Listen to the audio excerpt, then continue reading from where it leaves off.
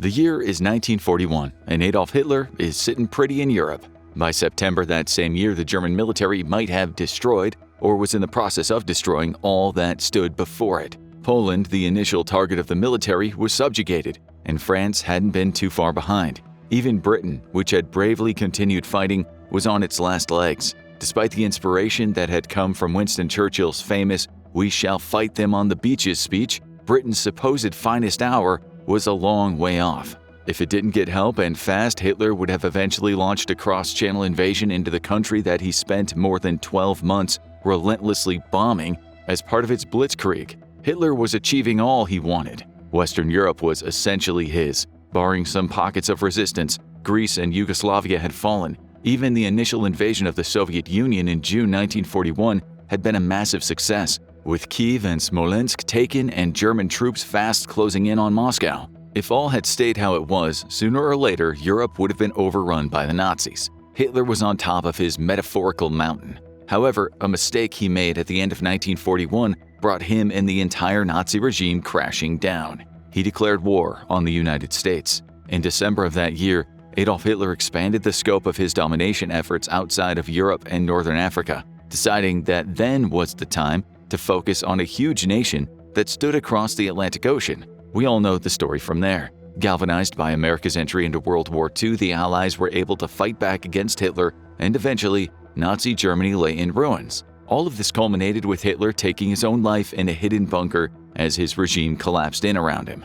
But what if Hitler's war against the United States had turned out differently? What if Hitler had been successful in taking Europe and had then been able to turn his attention to the United States without worrying about threats closer to home? What would his plans have been, and what was his vision of a Nazified USA? To answer that question, we first need to dig into the fateful decision that ultimately cost Hitler the war: the declaration of war on the United States. On December 7, 1941, Japan launched a devastating attack on Pearl Harbor. At 7:55 a.m., a fleet of Japanese planes flying over Oahu received the message "Tora, Tora, Tora" from Captain Mitsuo Fuchida, and they attacked. An enormous fleet of 353 aircraft launched from 4 carriers stationed near U.S. soil, along with a pair of heavy cruisers, 35 submarines, and several other Navy assets. The attack lasted just 1 hour and 15 minutes. In that time, Japan's assault managed to kill 2,403 Americans, 68 of whom were civilians, and had either damaged or destroyed 19 U.S. ships. Japan's declaration of war, which was supposed to have arrived just before the attack was launched but somehow got delayed, came during the attack itself, and finally it was official: the United States had entered World War II. But it hadn't entered into war with Germany yet. When the attack happened, Adolf Hitler was stationed at the Wolfslair, a dank and depressing headquarters the Nazis had set up on the Eastern Front. The lair was where Hitler stayed when he considered a Russian campaign that had started so brightly but had ultimately stalled. His promises of a quick victory over the Soviet Union lay in tatters as his troops were halted just outside of Moscow, a mere 5 miles away from the city's famous onion domes. General Winter was doing a number on his troops. The Nazis suffered around 750,000 casualties due to the cold weather in Russia, not aided by the fact that they lacked the proper equipment and even winter clothing to deal with the harsh conditions. Hitler had promised his army victory over the summer. The Soviet Union had held on, and now his troops were dying. His tanks and trucks were immobilized by snow, and frostbite was ravaging those who hadn't already succumbed to the harsh Russian winter. It was as he contemplated what proved to be the first failure of an ever-advancing Wehrmacht that Hitler received news of Japan's Pearl Harbor attack. Despite being a Japanese ally, Hitler hadn't been informed about the assault, and though he'd verbally claimed that he would join Japan if it had declared war on the United States, he was under no obligation to do so. A formal treaty with Japan hadn't been signed. Hitler could have easily allowed Japan to fight its own war while he focused on dominating Europe. After all, it wasn't like the US was going to rush into war with Germany due to the attacks. American anger was focused on Japan, with Germany being seen as somewhat inconsequential by the American public. In fact, as little as 2 weeks before Pearl Harbor, 75% of Americans were against war with Germany. That threat was across a vast ocean, and although Franklin D. Roosevelt, or FDR, understood the genuine threat that Hitler posed, he knew he couldn't declare war against Germany with the public sentiment against such a declaration being so high. If Hitler had just kept his mouth shut and let the US and Japan fight FDR would have needed to figure out some other way to get the US involved against the Nazis. In the end, he didn't need an excuse. Delighted by Japan's aggression against the US, Hitler hastily set about rewriting a speech he intended to give to the Reichstag on December 10th. Delayed by a day, that speech ended up including a long-winded rant against FDR before Hitler made it official. Germany declared war on the US. Adolf Hitler had greater ambitions for the United States than many realized at the time. Foolishly believing that Japan's attack would divert resources out of the European theater to deal with the looming Japanese threat, Hitler felt safe in throwing the Nazis' weight into a war with America.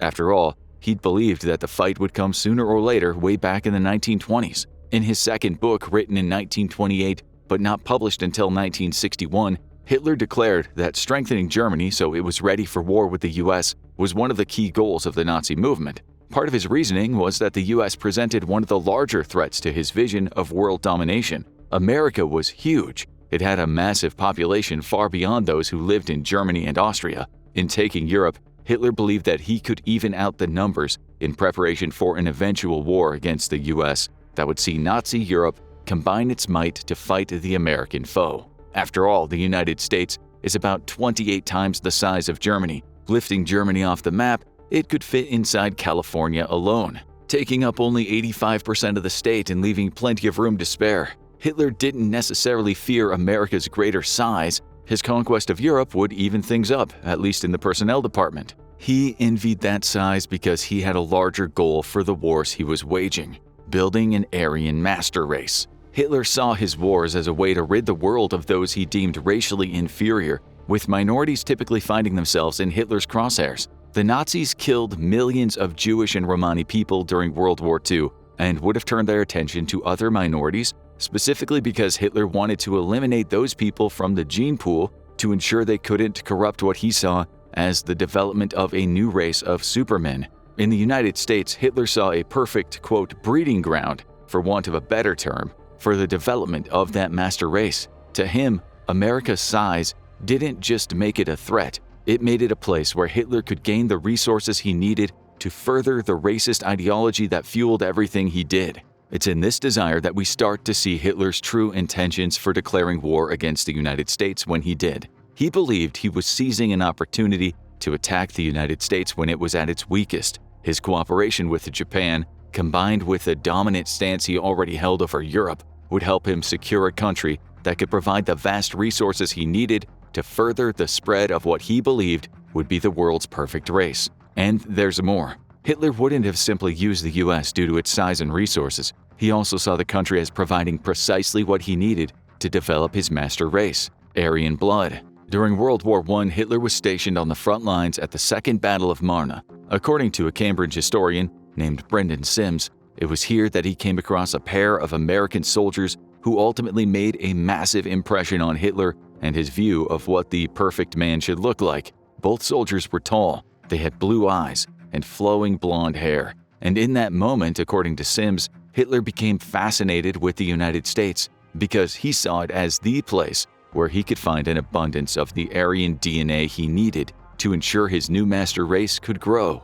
His theory was simple. Ever since America was established, in July 1776, it had welcomed immigrants from all over Europe. But these weren't any old immigrants in Hitler's eyes. They were the best and brightest of Europe, and they had adventurous spirits and were the most resilient on the continent. Those intrepid immigrants had spent over 150 years not only thriving in a massive space and resource-rich land that America had to offer, but also had children who carried the blood of Europe's strongest. The US was already on the way to achieving the racial purity that Hitler desired, and the country's legislation supported his theory, at least in Hitler's eyes. The United States was rife with racial integrity laws that banned people of two different races from marrying each other during the 1940s. Take the state of California as an example. In May 1943, a law went into effect that forced anybody who applied for a marriage license to declare their race before the license would be granted. This was to support California's laws on interracial marriage at the time, which stated, no license may be issued authorizing the marriage of a white person with an African American, mulatto, Mongolian, or member of the Malay race, according to the Equal Justice Initiative. On top of that was the Immigration Act of 1924, which essentially prevented immigration from Asia into the US and placed strict limits on the number of immigrants who could enter the country from Eastern and Southern Europe. To Hitler, this law meant that the US had measures in place to keep out the types of people it considered undesirable, particularly those of Slavic descent, further enhancing America's racial purity in the process. So, we start getting a clearer picture of Hitler's intent for the US if he had managed to win World War II. In a twisted sense, he saw America as a kindred spirit to Germany, a place where he could further his ambitions to create a master race while being afforded the space and resources, both traditional and in terms of people who lived in the country, to ensure that race remained pure. Perhaps that's why he was so quick to rush into war with the US when he wasn't bound to do so. But let's imagine for a moment that Hitler doesn't declare war on the US. Instead, he leaves Japan to fight its own battle, leaving FDR unable to find a reason to take the war to Germany. As a result, Hitler could refocus his efforts on the Soviet Union, taking the rest of Europe, including Britain and its navy, before returning to attack Moscow with more well-equipped troops than he deployed during his first attempt. Hitler wins the European theater, and now, with Europe under his complete control, he can turn his attention to the US, the land of pure Aryan blood that is integral to his desire to create a master race. What would his plan have been then? Officially, there was no plan. At least that's according to the man himself. In early 1941, Life magazine sent John Cudahy to Germany to report on what was happening in the country as it was in the process of steamrolling over Europe. Cudahy managed to secure a one-on-one interview with Hitler, who was quick to turn the session into an opportunity for him to deliver a message to America. At first, Hitler appeared to send a warning to his American interviewer. He pointed out that convoys being sent from any nation to a country against which he was fighting signified an act of war. Hitler then pointed out that America was sending such convoys to Britain, but alas, he had no intention of responding with violence at the time. Cudahy pushed the issue. He claimed that the majority of Americans supported going to war with Germany because they believed that the Nazi threat would not be contained to Europe. That wasn't technically true, as we revealed earlier when pointing out that 75% of Americans didn't want war with Germany just weeks before the attack on Pearl Harbor. Still, Cudahy was at least communicating what American leadership felt. When Europe fell, the US would be next. According to Cudahy, Hitler dismissed the notion, even laughing at the thought of launching an invasion against America. Speaking through a translator, Hitler claimed that the very thought of invading the United States was as fantastic as an invasion of the moon. It simply couldn't and wouldn't happen. Hitler even hinted at his opinion of Americans by telling Cudahy that he believed that American people were too intelligent and had too much good sense to think that such an invasion could happen. After all, how would the logistics of such an assault work, Hitler argued. Germany would have to move millions of soldiers across the Atlantic Ocean just to get a foothold in the United States, with those troops likely to be met by America's Navy and bombarded throughout the journey. A logical argument. Cudahy's interviews moved on to cover issues related to the economy. He explained to Hitler that many Americans were also worried about what a Nazi victory in Europe would mean for the global economy, especially with Germany controlling so many resources. Plus, the US was aware of the labor camps that Germany had set up, with some believing the economic advantages of such cheap labor would be akin to the advantage the US had when it used slave labor. Again, Hitler eased American fears throughout the interview. He claimed that working conditions were so difficult in Germany right now because of the war. When he had completed his conquest, improving those conditions, at least for the German people, would be his priority. And once he achieved that, his vision for the post-World War II economy would be one in which Germany traded goods for goods. He highlighted an example too. The Balkan states could trade their agricultural stock for the industrial and commercial goods Germany created. The US wouldn't even be affected. After all, it was too much trouble for them to ship such goods into Europe anyway. The interview painted a picture of Hitler as a man who viewed the United States as inconsequential to his conquest of Europe, not in the sense that they weren't a threat, more so in that he believed America had no interest in halting what he was doing and would not be affected by it anyway. He claimed Germany wasn't going to invade the US. The very notion was preposterous. Instead, Hitler was simply creating a unified Europe under his Nazi regime that would deliver peace and prosperity to all countries that fell under his burgeoning empire's umbrella. Of course, we know the reality was much different. By the end of that very year in which Hitler gave his interview, he'd declared war on the United States. But even if he hadn't started a war in December 1941, Hitler's real plans were far different from those he divulged during his interview with Life. He absolutely planned to invade, and his first step to launching that invasion would be to build a navy that was capable of achieving the supposedly fantastic feat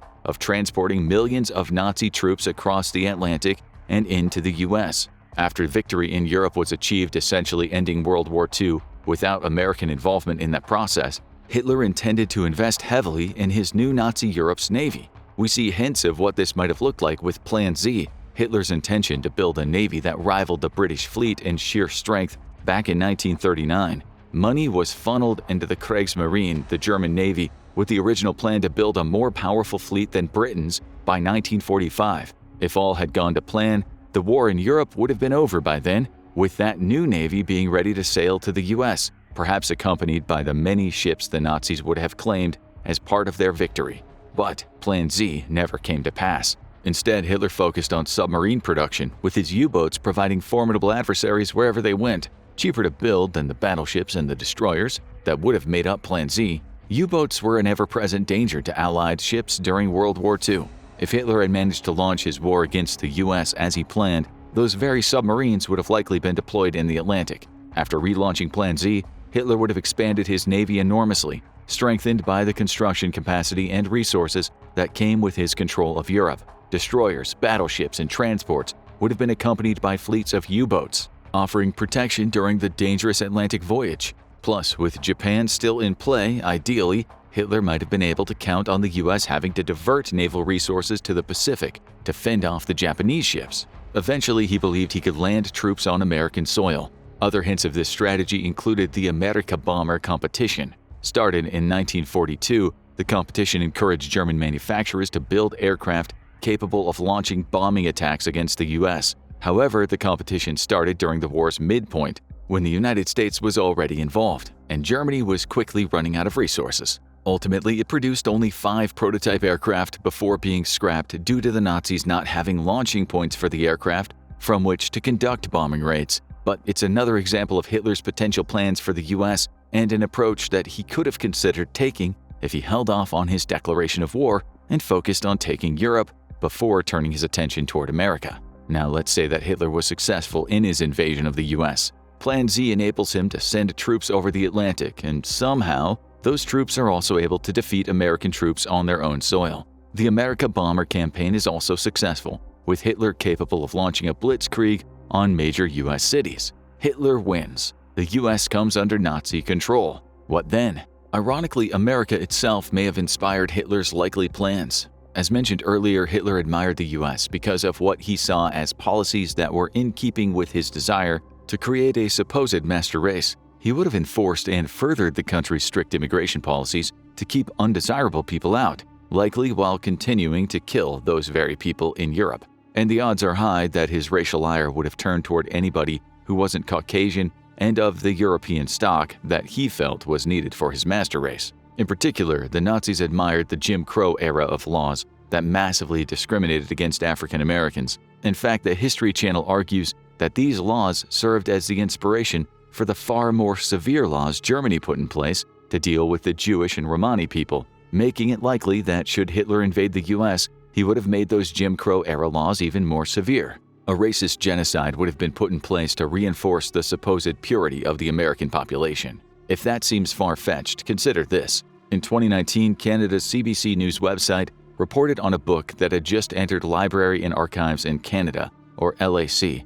Translated into English, the book's title is Statistics, Press, and Organizations of Jewry in the United States and Canada, and inside the cover is an inscription that reads, Ex Libris Adolf Hitler, meaning this book was created for the Nazi leader. Nestled within its 137 pages is list after list of cities in the US and Canada, with each city containing statistics related to the races of the people living in those cities. The book explicitly targets Jewish people, and according to the CBC, it likely reveals the plan that Hitler had should the Nazis have taken the US, the final solution. In other words, the mass execution of America's Jewish population in the same manner as the murders of so many millions of Jewish people in the concentration camps Hitler had created throughout Europe.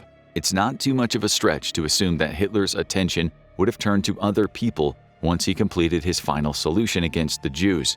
the African Americans, those of Mexican heritage, anybody who didn't align with Hitler's view of racial purity, the tall, blonde, blue-eyed men he'd encountered during his service in World War I would eventually have been eradicated. And America under Hitler, one stripped of its resources and home to only those that Hitler deemed to be suitable representatives of his ideal supermen. Thankfully, Hitler's horrific plans never came to pass. Stretched too far by trying to fight a war on multiple fronts, coupled with Hitler's tactical inadequacies that were revealed when he was unable to achieve victory quickly, the Nazis eventually lost World War II, and likely Hitler's Plan Z for creating a massive navy wouldn't have helped him reach the US anyway. After all, the US produced a nuclear weapon before Germany, and the odds are that the US would have shown little hesitation in deploying that weapon against the Nazis as they did the Japanese if needed. Still, the thought of the United States under Hitler's control sent shivers down the spine,